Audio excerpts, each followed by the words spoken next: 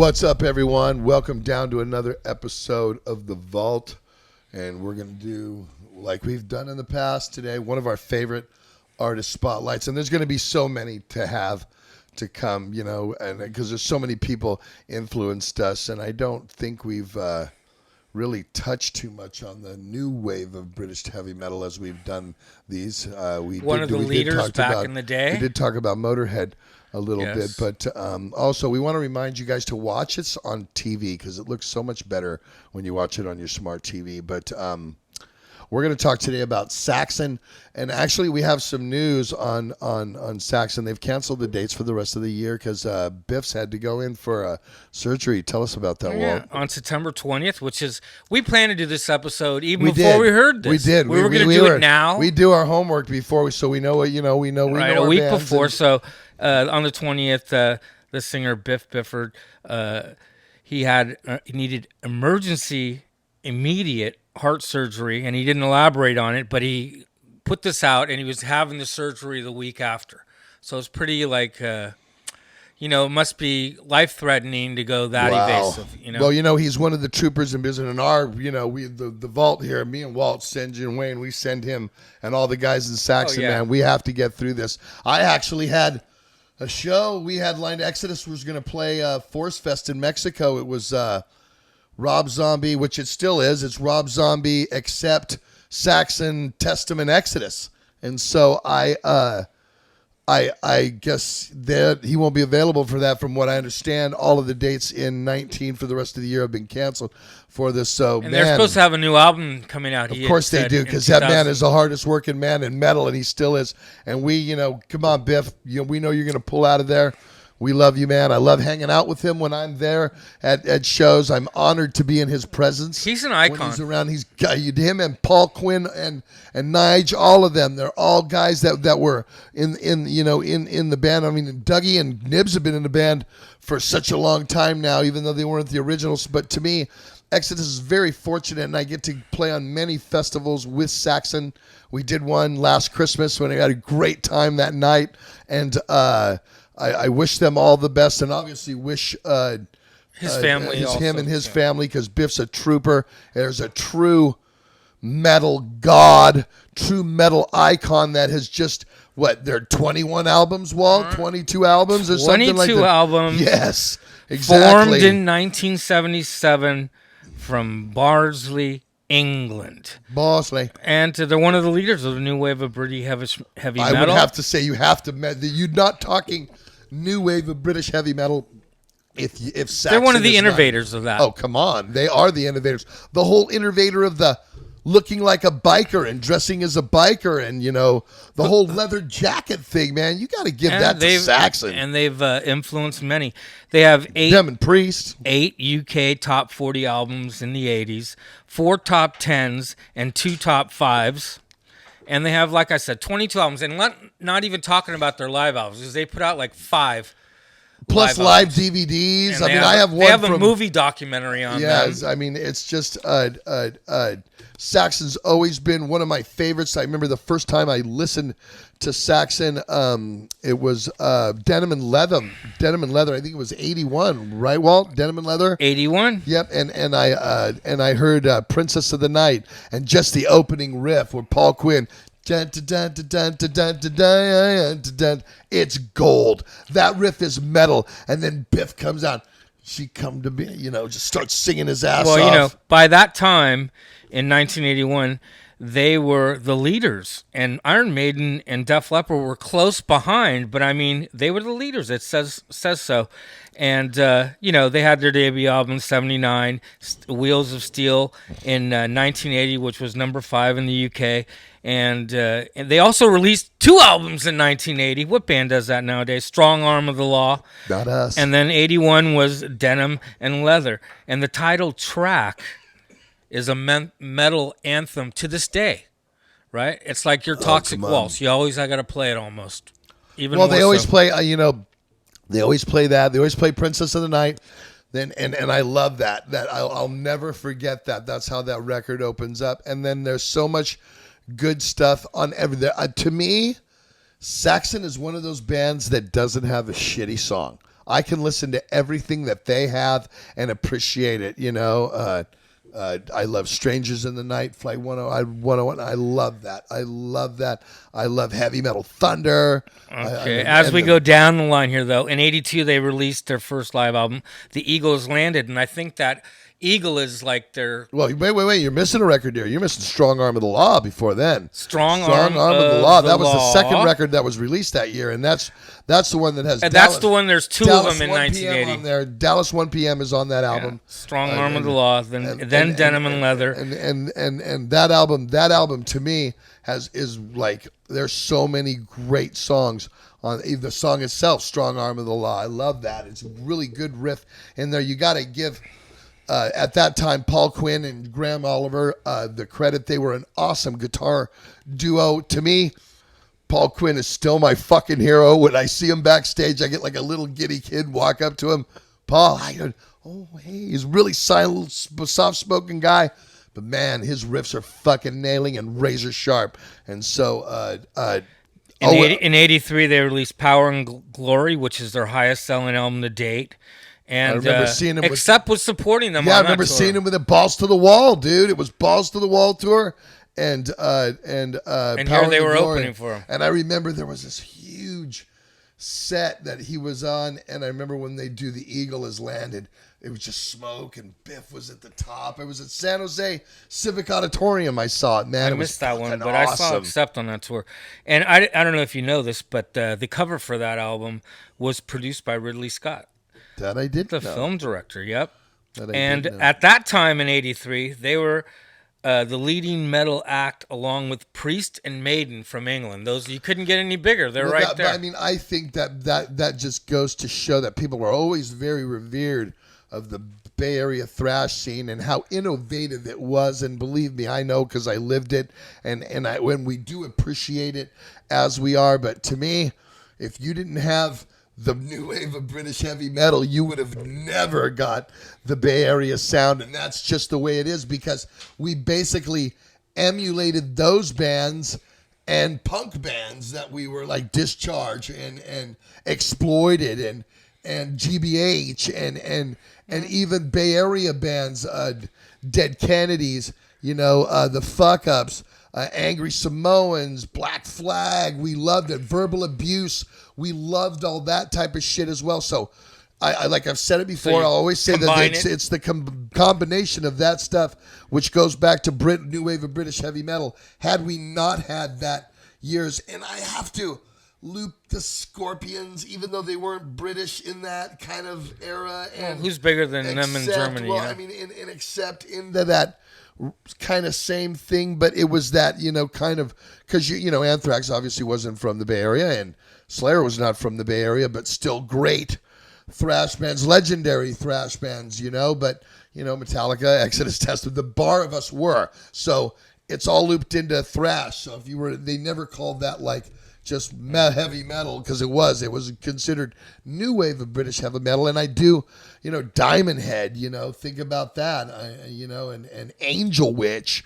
There was so many other bands in the new wave of British heavy. Tigers of Pantang, And that's what Tokyo Metallica Blade and all these other bands there was from here so many other killer influenced them. that really influenced all of us, and we had so much to do with our sound, which came with what it was. So, that's why for us to be able to talk about Saxon and tell you that honestly, I needed Saxon. And to this day, if I'm in my car and at the gym, I will listen to Saxon, religiously. I get in these kicks where I listen to Saxon for like 2 and 3 weeks at a time, I'll just, because there's so much stuff, Walt, they have such a great catalog of stuff, and even the latest stuff, which has been produced by Andy Sneap. Right. The last stuff is just really sonically booming.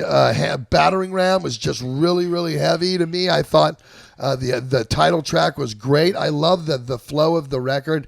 Biff's one of my favorite singers, if not the best frontman in fucking this type of metal that we play, and I don't think there's somebody in the world. I don't even think on a bigger level that would say that, because anybody who's in heavy metal today, and I'm talking maybe about people like Slipknot or in metal bands, or Avenged Sevenfold or Five Finger Death Punch, that are bigger bands that are, but after the fact, you're not going to be able to go up to one of them and go, with Saxon, every one of them are going to go, fuck yeah, they were, hell yeah, that band and this band and this band, and so that's why I feel, that it's an honor to be able to from play their alongside debut them. in 79, and we covered all the way to 83, and we go into 1984 with Crusader, which the critics and fans claim was heading in a more commercial direction, but it sold over 2 million. This is the thing, you can't, every band has them, you know what I mean? You've heard me talk about Pleasures and Fabulous, and 2 million we'll is a get lot. to Force a Habit, but every band has an album where they're probably, it's not what, Judas Priest, there was a couple there in the 80s that are not what the Priests are capable of, and we all know that, it's like, it's not It's like their direction, though. it's just exactly, you're kind of trying to find maybe a different realm, or go down a different way, or go with what's going on right now, to try to keep afloat or to keep relevant. Kinda There's a lot of, Ozzy and there's Judas a lot of Priest did things that. bands do. Ozzy did the same thing, Yeah.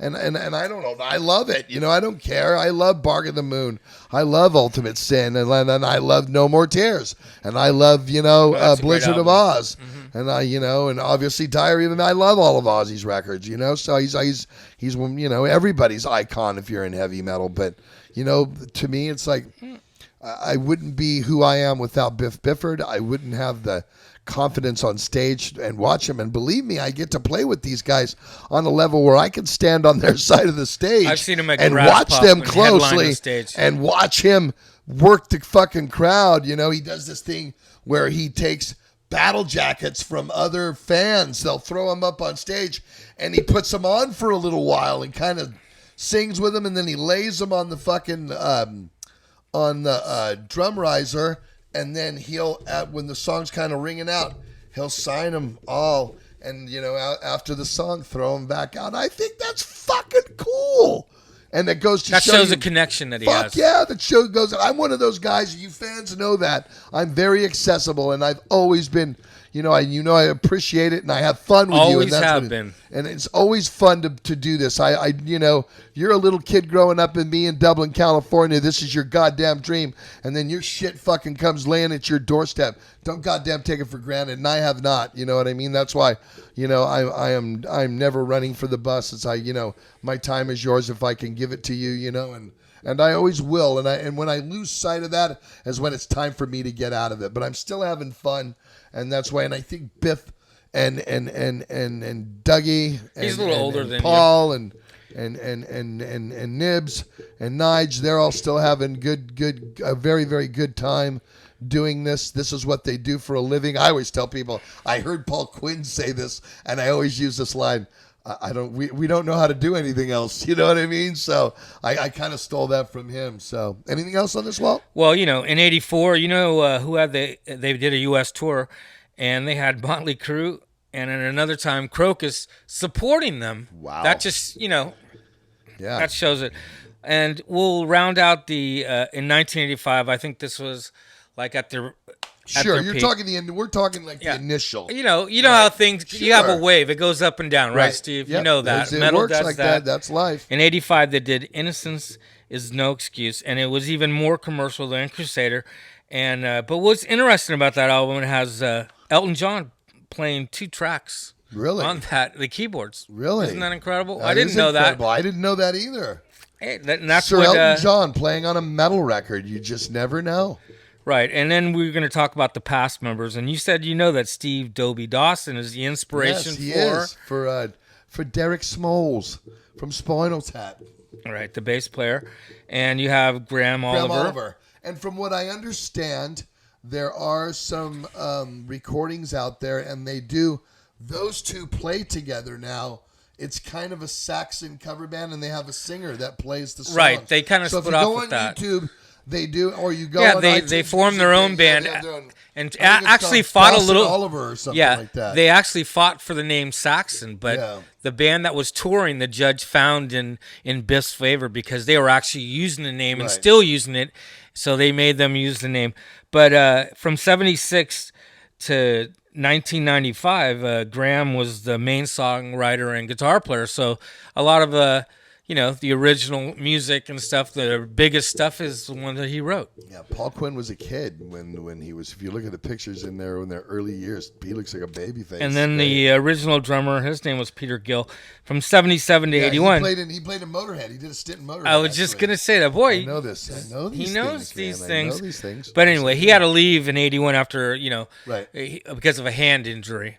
Yep. So that's it. And so we have the current members, of course, Biff being the vocals, and we got Paul Quinn on guitar, Nibs hero. Carter on bass, Doug Scarratt, and Nigel Glockner on drums. This is like actually a second stint for Nigel. He's kind of like me in the band. Well, they've had some. They've had some other drummers, but Nigel was one of the ones. He came in after Pete Gill. Yes. He came in after Pete Gill and was the drummer through yes, many records. Yes. And then he left in, I don't know, do you have that? Well, we have such a long history of them. It's like I said, there's so many albums that we have to gloss Nigel over. was in the band for a while, and then he came back in, I think maybe 8 or 9 years ago or so, and then he's been back in Saxon for that much time. Yeah, but main thing is that Biff stayed true, and Biff has been there forever. It's been two guys that have been Saxon from day one, and that's been Paul Quinn and Biff Bifford. That's right. Peter Bifford. And they even have a DVD called The Saxon Chronicles that was put out in '99. They've even re-recorded some called Killing Ground. They re-recorded their hits in 2002. They did a cover of, they did Ride Like the Wind. They've done compilations where they've covered. I mean, the career is huge, and it's all the way to Thunderbolt in 2018. We could name all their albums, but there's just so many of them. So many. So, amazing. And I think I just saw them. They toured with UFO in 2017. They supported them, and I was there. I got there early. So was I. Went right to the front of the stage. Yeah, that was at the that place in Berkeley. I saw him in Berkeley. This real small place only holds like 600 people. I saw him at the Independent in San Francisco. Yeah, that was killer. I went to that, and then I saw Exodus played a Christmas festival in Europe somewhere last December. And it was Exodus Saxon, and I just got to hang out with him that day. And we talk about current things. In 2018, they even did a leg of the Judas Priest Firepower Tour. I seen him tour. on that too at the Warfield. I seen him there too. Right, I did. Love them. I got that. I'm a hero. So they're still out there doing it. Heroes, they are like we will be. So that's what I mean, you fans. Exodus ain't going anywhere. Well, look, UFO is just retiring this year. They're coming up next month. I'm going to see them, but it's supposedly their last tour. And it's a little older. Raymond died, so he was a big part of UFO. And Michael Schenker Group. So, but we will do. We're getting back. Oh, that's a good one. We're going to do UFO. Schenker, Michael Schenker. We are. Those are our heroes. That's right. They're our heroes. So you guys. Tell us what you think about Saxon. Obviously, you leave comments here all the time.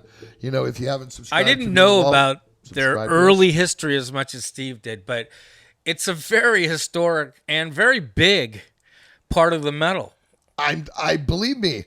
I've been sitting here for the last 20 minutes telling you that they're the pulse of the new wave of British heavy metal. They really are. So good pick, Steve. Thank you. Well, it's just somebody that influences me and I listen to all the time. I really do. So that's what's great about this show. Subscribe. We're real here. Subscribe to our channel. Me and Walt will be giving you more and more shit. Let us know who you want us to, who you want.